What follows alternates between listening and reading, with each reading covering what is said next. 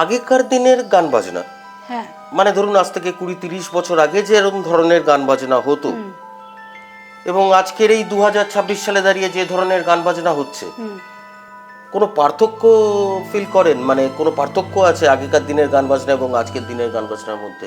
ধরো আমরা ছোটবেলা থেকে বেশ অনেক দিন এই গান বাজনার মহলটাকে গান বাজনা এরকম করেই বলতাম। হঠাৎ করে আমাদের পরের প্রজন্মে দেখলাম ওটা কেমন যেন উল্টে গেল। কিশোর কুমারের সঙ্গে গান গাইবার যে সুযোগ আমার জীবনে ঘটেছিল, সেটা আমার জীবনের, সঙ্গীত জীবনের একটা বড় অধ্যায় বলতে পারো।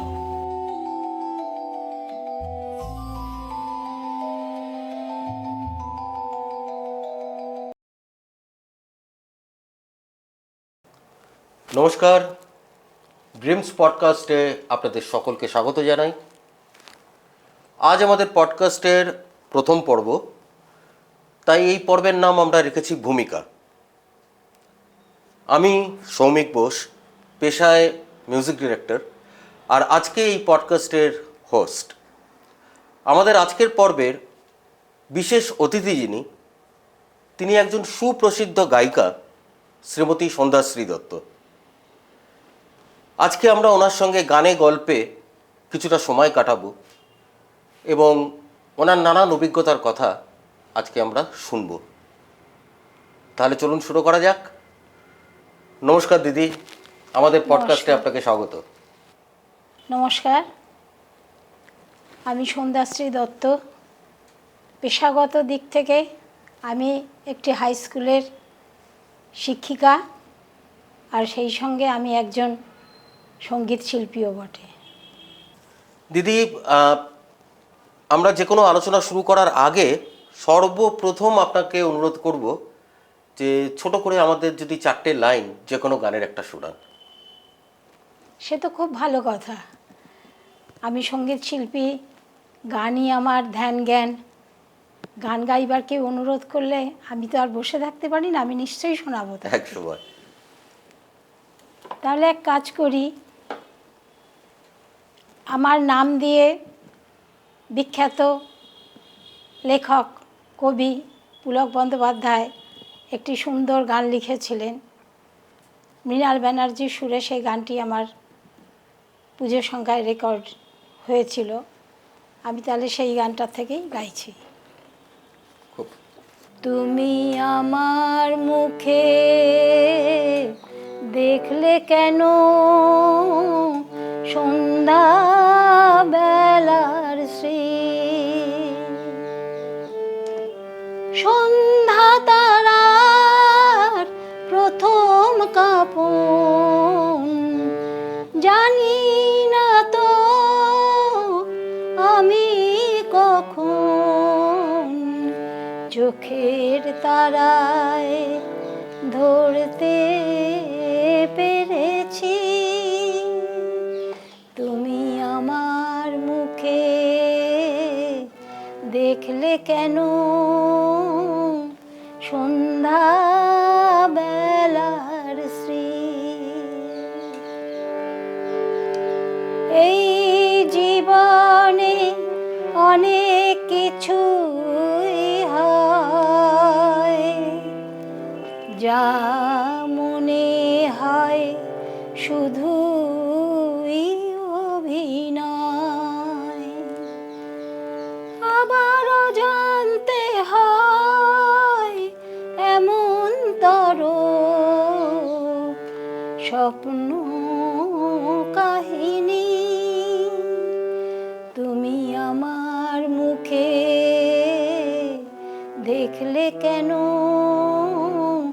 সন্ধ্যা বেলার শ্রী। অসাধারণ, খুব সুন্দর। আচ্ছা দিদি, আপনি তো বহুদিন ধরে গান বাজনা করছেন। হ্যাঁ, প্রায় সুদীর্ঘ 40 বছর। হ্যাঁ। কবে থেকে আপনি গান বাজনার সঙ্গে প্রথম যুক্ত হলেন? আমার 7 বছর বয়স যখন, তখন থেকেই আমার সঙ্গীত শিক্ষা শুরু হয়। ছোটোবেলায় আমাদের বাড়িতে বাবা মা দাদা দিদিরা খুব ভালো গান গাইতেন, তো সেই পরিবেশটা আমি পেয়েছিলাম। আর তখন থেকেই সঙ্গীতের প্রতি আমার একটা অনুরাগ জন্মায়। যদিও আমার দাদা দিদিরা বাইরে সেভাবে নিজেদেরকে প্রচার করতে পারেননি, আচ্ছা, কিন্তু আমি ছোটোবেলায় সকলের আদর স্নেহ ভালোবাসা পেয়েছিলাম আর বাড়ির সকলের অনুপ্রেরণা পেয়েছিলাম, তাই আমার বাইরের জগতের সঙ্গে পরিচিত হবার সেই সুযোগটা ঘটেছিল। দিদি, আমরা সবাই জানি যে আপনি আমাদের সকলের প্রিয় গায়ক কিশোর কুমারের সাথে গান করেছেন। হ্যাঁ, তো কিশোরবাবুর সঙ্গে গান করার যে অভিজ্ঞতা, হ্যাঁ, সেটা যদি একটু আমাদের দর্শকদের সঙ্গে শেয়ার করেন। নিশ্চয়ই বলবো। কিশোর কুমারের সঙ্গে গান গাইবার যে সুযোগ আমার জীবনে ঘটেছিল, সেটা আমার জীবনের সঙ্গীত জীবনের একটা বড় অধ্যায় বলতে পারো। একটা গানের জলসায় একজন চিত্র প্রযোজকের সঙ্গে আলাপ হয়েছিল, আচ্ছা, আর সেখান থেকেই কিশোর কুমারের সঙ্গে গান গাইবার সুযোগটা আমার জীবনে ঘটে। আচ্ছা, তো আমরা কিশোর কুমারের সঙ্গে গান গাইবার জন্যে বোম্বেতে গিয়েছিলাম। সেখানে গিয়ে গান রেকর্ডিং হয় বোম্বের ফেমাস স্টুডিওতে। আচ্ছা, সেখানে গানটা ছিল হানিমুন ছবির গান, এবং ওই ছবিতে আমি দুটো গান গেয়েছিলাম, একটা কিশোর কুমারের সঙ্গে ডুয়েটে আর একটা একক। সঙ্গীত পরিচালক দিলীপ সরকারের সুরে গানটা রেকর্ডিং হয়েছিল। কিশোর কুমার তো খুব হৈ হৈ করে স্টুডিওতে এসেছিলেন, দুটো রিহার্সাল আমরা করেছিলাম, আর দুটো টেকেই আমাদের গানটা ওকে হয়ে গিয়েছিল। আচ্ছা, এই রেকর্ডিংয়ের সুবাদেই বলি, রিহার্সাল করার সময় কিশোর কুমার যে কথাগুলো বলেছিলেন, আমার জীবন থেকে কোনোদিনই আমি সে কথাগুলোকে ভুলে যেতে পারবো না। এক অদ্ভুত কথা। তিনি বলেছিলেন, ম্যাডাম কলকাতা থেকে এসেছেন মুম্বাইতে গান রেকর্ডিং করতে, ওনাকে নতুন সিঙ্গার ভেবে যেন কম অংশ গাওয়াবেন না। আরে বাবা, আমি যতটা গাইবো আমার সঙ্গে সঙ্গে সমান গাওয়াবেন ওনাকে। বিশাল ব্যাপার এটা। বিশাল ব্যাপার তো বটেই। আমি তো সারা জীবন অনেক গান গেয়েছি, আরও গাইব, কিন্তু ম্যাডামের উৎসাহটাকে নষ্ট করবেন না। অসাধারণ। সেদিন আমি খুব অবাক হয়ে ওনাকে দেখেছিলাম, ওনার কথাগুলো কানে শুনেছিলাম। দেখো, বলতে গিয়ে এখনও আমার গায়ে যেন কাঁটা দিয়ে ওঠে। অদ্ভুত একটা মনে শিহরণ তৈরি হয়েছিল।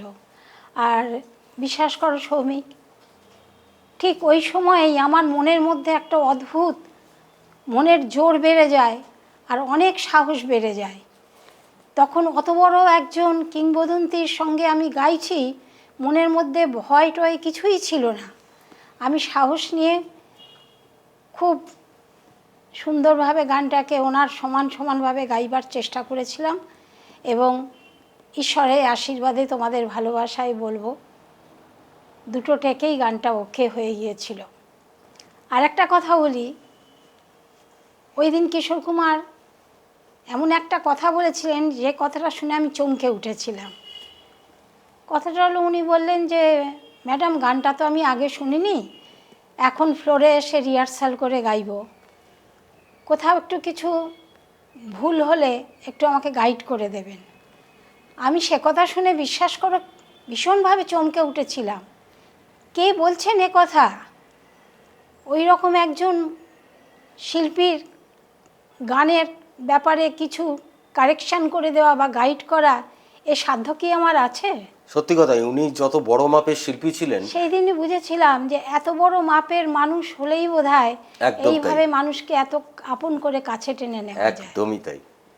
রেকর্ডিংয়ের সময় দুজনে পাশাপাশি দুটো মাইক্রোফোনে দাঁড়িয়েছিলাম, এবং উনি কখনোই বলেননি যে আমার কো আর্টিস্ট পরে গাইবে, আমি আগে গাইব। একসাথে দুজনে গেয়েছিলাম, সে একটা অদ্ভুত অনুভূতি সেটা মানে ভাষায় বলে বোঝাতে পারবো না আমি। মানে আপনার কাছে একটা সারা জীবনের সারা অভিজ্ঞতা হয়ে জীবনের গেছে। একটা বিশাল অভিজ্ঞতা হয়ে রয়েছে।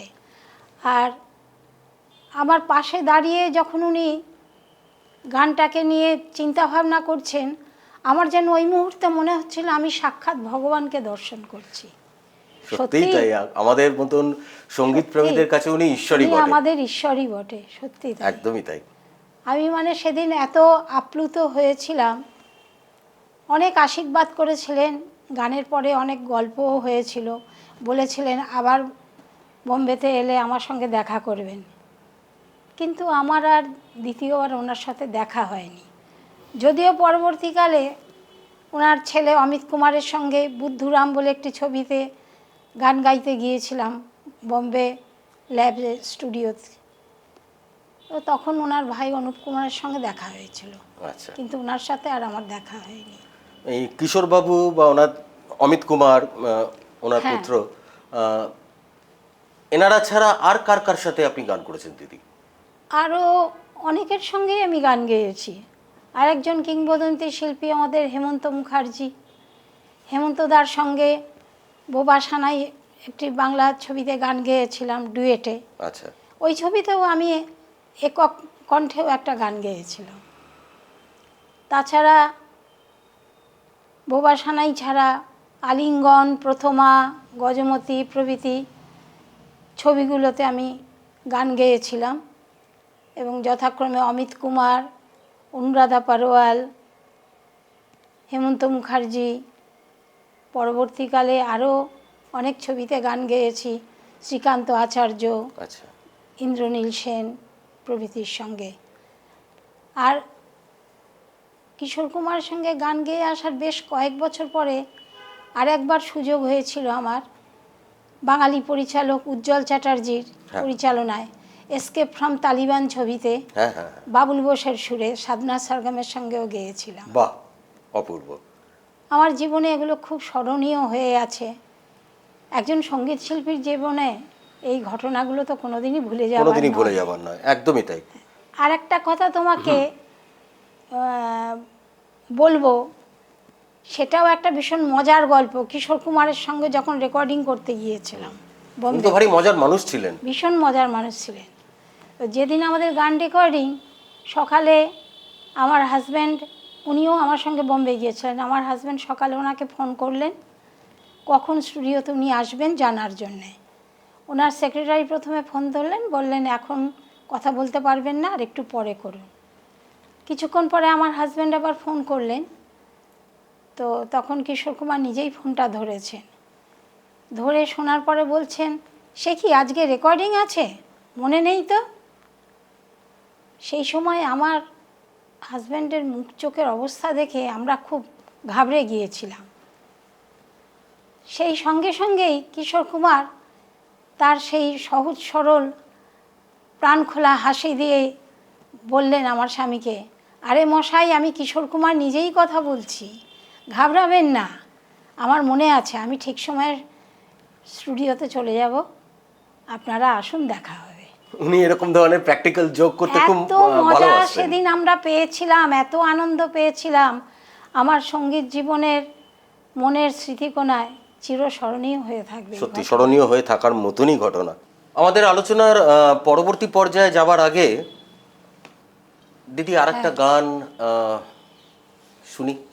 তাহলে সৌমিক, তোমার সুরেই তো আমি অনেক গান গেয়েছি। হ্যাঁ, অবশ্যই, আমার সৌভাগ্য। তো সরজিৎ বন্দ্যোপাধ্যায়ের লেখায় তোমার সুরে 2024-এর পুজোর সময় আমি একটা খুব ভালো শ্যামা সঙ্গীত গেয়েছিলাম, হৃদয় নদীর পাড়ে। হৃদয় নদীর পাড়ে, এবং গানটা খুব জনপ্রিয় হয়েছিল। বিভিন্ন অনুষ্ঠানে আমি গানটা সুযোগ পেলেই গাই। গানটা গাইলে আমার মনটা খুব ভালো লাগে। তাহলে আজকে তাহলে আমি আমাদের দর্শকদের জন্য একটু গান। হ্যাঁ, নিশ্চয়ই। হৃদয় নদীর পাড়ে মাতুর মন্দির গড়েছি, হৃদয় নদীর পাড়ে মাতুর মন্দির গড়েছি, ভক্তি আলোয় নিশি ভরে স্নান যে সেরেছি, এই চেতনার ফুলে সাজি ভরে এনেছি, হৃদয় নদীর পারে মা তোর মন্দির গড়েছি।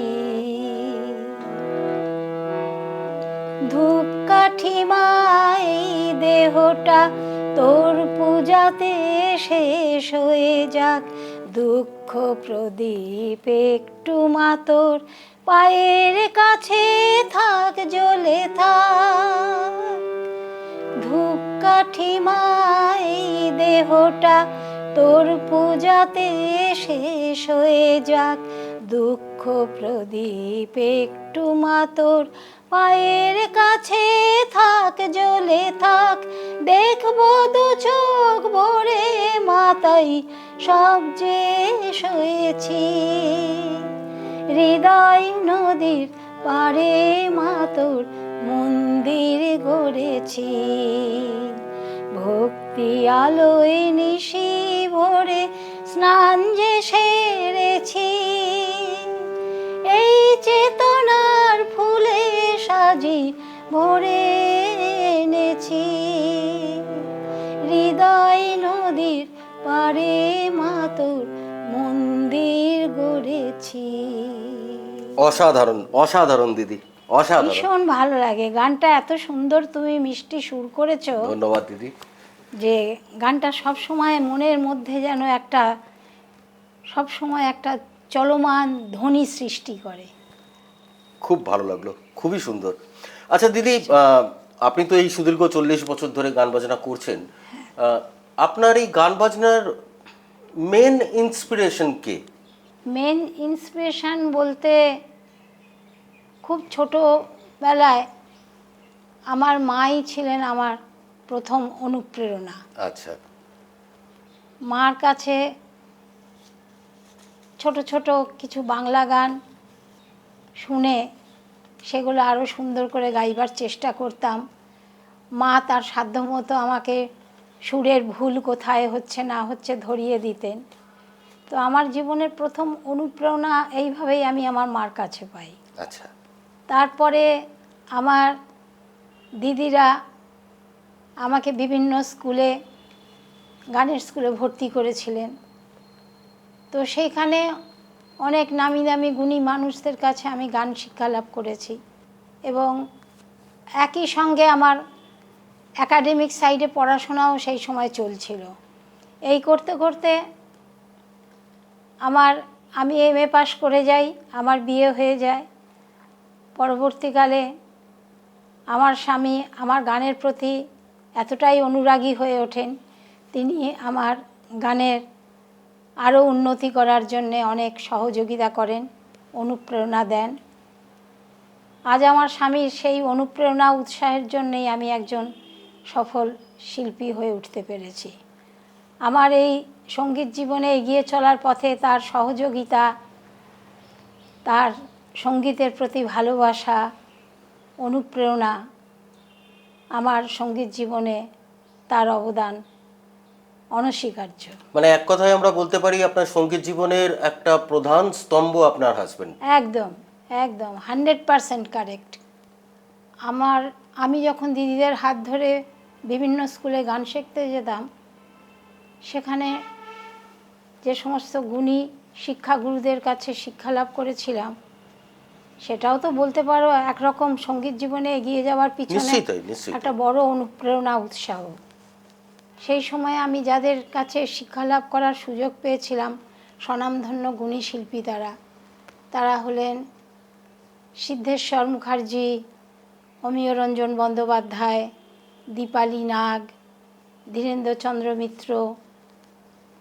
এনাদের কাছে আমি উচ্চাঙ্গ সঙ্গীত এবং রাগাশ্রয়ী বাংলা গান শিখি সঙ্গীত শিক্ষার শুরুর দিকে। পরবর্তীকালে আমি সুমিত্রা সেন, মায়া সেন, এনাদের কাছে কিছুদিন রবীন্দ্রসঙ্গীত শিখেছিলাম। তারপরেই আমি বাংলা আধুনিক গানের দিকে চলে আসি, এবং তখন আমি অজয় দাস, মৃণাল ব্যানার্জি প্রভৃতি শিক্ষাগুরুদের কাছে শিক্ষা লাভ করি এবং পরবর্তীকালে এনাদের কাছে অনেক সুন্দর সুন্দর তালিম নিয়ে অনেক ভালো বাংলা গান গেয়েছি। খুব ভালো। দিদি, আপনি ভারতবর্ষে তো অনেক সই করেছেন, নানান জায়গায় ভারতবর্ষের গান হ্যাঁ, করেছেন। হ্যাঁ। আপনি ভারতের বাইরে বিদেশেও তো অনেক অনুষ্ঠান হ্যাঁ, করেছেন। ভারতের বাইরে বিদেশে বিদেশেও কোথায় আমি- কোথায় করেছেন? আমি আমেরিকার বিভিন্ন জায়গায় আচ্ছা। গেয়েছি। আচ্ছা new York, Panama city, new jersey. আচ্ছা। এছাড়াও আমি বেলজিয়াম, ইন্দোনেশিয়া, সিঙ্গাপুর, বাংলাদেশ এসব জায়গায় বাহ। 2-3বার করে গিয়েছি তাদের আমন্ত্রণে। বাহ, গান গেয়ে সকলের কাছে সুনাম অর্জন করে এনেছি।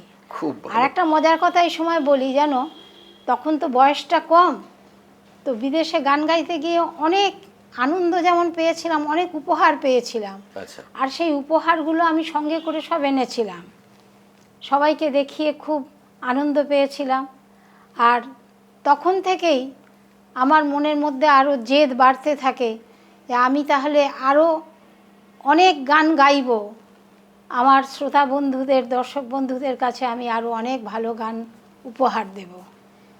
এইভাবেই আজ পর্যন্ত আমি সেই স্বপ্ন দেখে এসেছি, আর সেই স্বপ্নকে সফল করার জন্য আমি সুন্দর গান গেয়ে যাবার চেষ্টা তাহলে তো করে তাহলে যাচ্ছি। তো আমরা এটাও বলতে পারি যে আপনি বিদেশ থেকে যে এত উপহার পেয়েছেন, হ্যাঁ, সেই সমস্ত উপহারও আপনার একরকম ইন্সপিরেশনের কাজ করেছে, হ্যাঁ। যে আরো ভালো কিছু দর্শককে দেওয়ার জন্য। একদম একদম, আরও ভালো কিছু দর্শকদের শোনাবো, আরও এরকম কত জায়গায় আমাকে ভালোবেসে ডেকে নিয়ে যাবে, তাদের সুন্দর গান শোনাবো, তাদেরও আনন্দ দেবো, আমি নিজেও আনন্দ পাবো। এটাও একটা বিরাট অনুপ্রেরণা একজন সঙ্গীত শিল্পীর জীবনে। 100 বার তাই।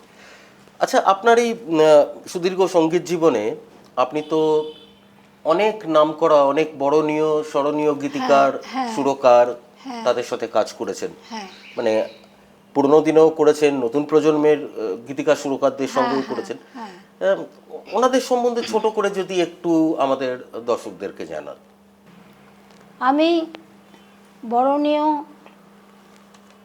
গীতিকার সুরকারদের সুরে অনেক গান গেয়েছি, যেমন গৌরীপ্রসন্ন মজুমদার, পুলক বন্দ্যোপাধ্যায়, ভবেশ গুপ্ত, অজয় দাস, মৃণাল ব্যানার্জি, নিতা সেন, এদের এইসব গীতিকার সুরকারদের সঙ্গে থেকে অনেক গান গেয়েছি। এই প্রজন্মের সরজিৎ বন্দ্যোপাধ্যায়, শিবনাথ বন্দ্যোপাধ্যায়, এইসব গীতিকারদের লেখায় যেমন গেয়েছি, তেমনি দেব গৌতম, গৌতম দাস, ঋষি চট্টোপাধ্যায়, আর তুমি সৌমিক বোস তো আছোই, তোমাদের সুরেও অনেক গান গেয়েছি। দিদি, আপনি তো অনেকদিন ধরে গান করছেন, তাই আপনাকে মনে হলো এই প্রশ্নটা করি। আগেকার দিনের গান বাজনা, হ্যাঁ, মানে ধরুন আজ থেকে 20-30 বছর আগে যে এরকম ধরনের গান বাজনা হতো, এবং আজকের এই 2026 সালে দাঁড়িয়ে যে ধরনের গান বাজনা হচ্ছে, এই দু ধরনের গান বাজনার মধ্যে কি আপনার কোনো কোনো পার্থক্য ফিল করেন? মানে কোনো পার্থক্য আছে আগেকার দিনের গান বাজনা এবং আজকের দিনের গান বাজনার মধ্যে? এতক্ষণ তো একরকম চলছিল, এবার তো তুমি একটা খুব না, মানে কঠিন এই প্রশ্নটা আপনাকে প্রশ্নের করার কারণ, সামনে কারণ এনে আপনি দিলে। সুদীর্ঘ একটা সময় সঙ্গীত জগতের সঙ্গে রয়েছেন। হ্যাঁ, তা আছি। আমি এই ব্যাপারে খুব ছোট্ট করে দু একটা কথা বলবো, যেটা অবশ্যই আমার একান্ত ব্যক্তিগত নজরে পড়েছে। যেগুলো ধরো, আমরা ছোটোবেলা থেকে বেশ অনেক দিন এই গান বাজনার মহলটাকে গান বাজনা এরকম করেই বলতাম। হঠাৎ করে আমাদের পরের প্রজন্মে দেখলাম ওটা কেমন যেন উল্টে গেল, মানে বাজনা গান হয়ে গেল। বাজনা গান হয়ে গেল। হ্যাঁ, মানে এত বাজনার দাপটটাই হচ্ছে প্রধান, গান যেমন খুশি হোক। আর এইভাবে গানগুলো হলে সবাই বলতো কি দারুণ গান হয়েছে। মানে বাজনাটাই মুখ্য হয়ে গেল, গানটা গৌণ হয়ে গেল। গানটা গৌণ হয়ে গেল। এগুলো শুনতাম আর অবাক হয়ে ভাবতাম যে কি দেখছি আর কি শুনছি। তারপর আস্তে আস্তে এরপরে রিমেক গানের যুগ এলো, তারপরে এলো জীবনমুখী গান, সে আর এক কাণ্ড। আচ্ছা শ্রমিক বলো, আমরা যে সময়ে গান গেয়েছি সেই সময়কার গানগুলো কি জীবনমুখী ছিল না?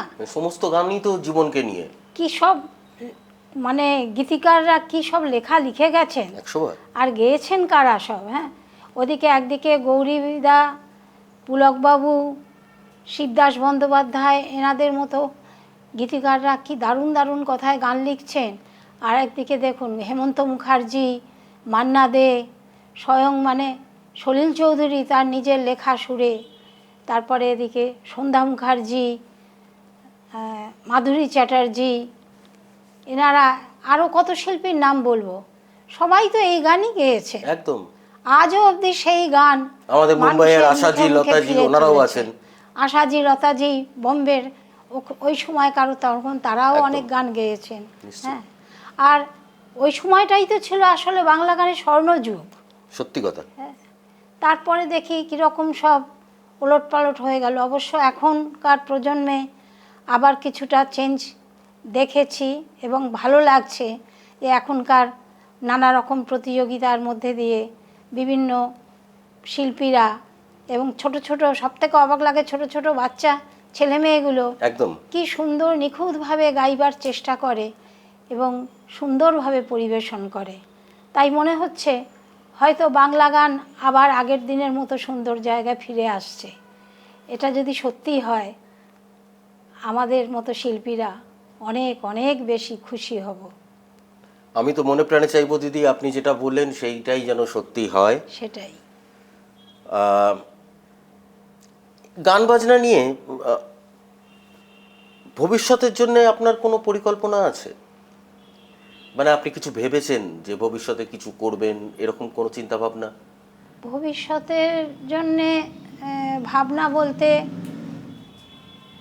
আমি এবং আমার স্বামী শ্রী অসিতচন্দ্র দত্ত,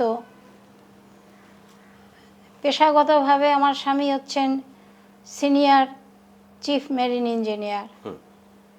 আমার গানের প্রতি অনুরাগী হয়ে তিনিও পরবর্তীকালে এগিয়ে এসে dreams unlimited music YouTube channel তৈরি করেছেন, যাতে এখানে অনেক শিল্পীরা এসে গাইতে পারেন। আচ্ছা।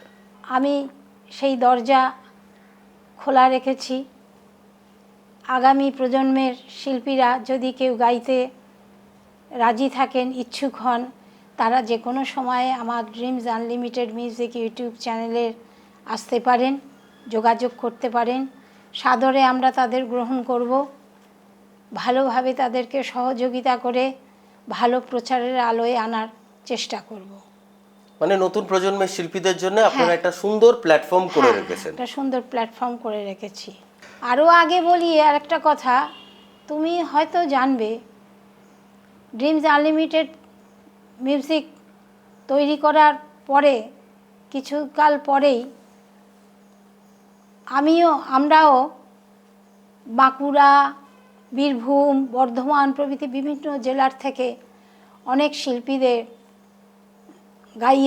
গান গাইয়েছিলাম। আচ্ছা।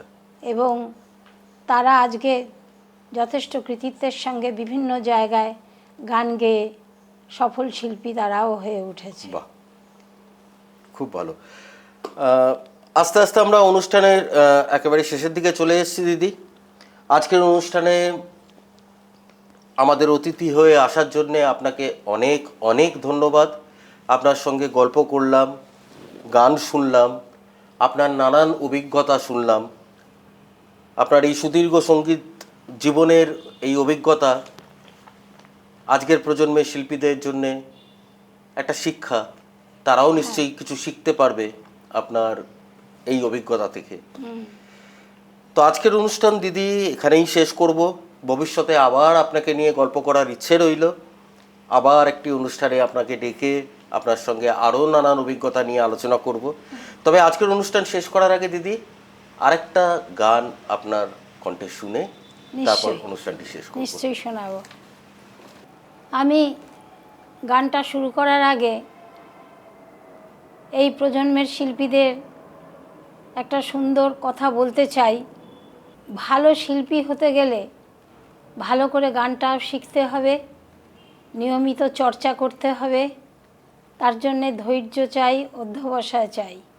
পরিশ্রম না করলে তো ভালো কিছু পাওয়া যায় না, এটা সবাই জানে। কে কতটা নিজের নাম ফাটাবে সেই দিকে নজর না দিয়ে কে কত বড় মাপের গুণী শিল্পী হিসেবে নিজেকে জীবনে প্রতিষ্ঠিত করতে পারবে সেই দিকে নজর দেওয়াটাই ভালো। এই প্রজন্মের শিল্পীদের কাছে আমি এই কথাটুকুই বলতে চাই, এর বেশি কিছু বলবো না। খুব ভালো। আমি তাহলে এবার গানে চলে যাই। 100। অজয়দার সুরে এবং কথায় গানটা গাইছি। আচ্ছা।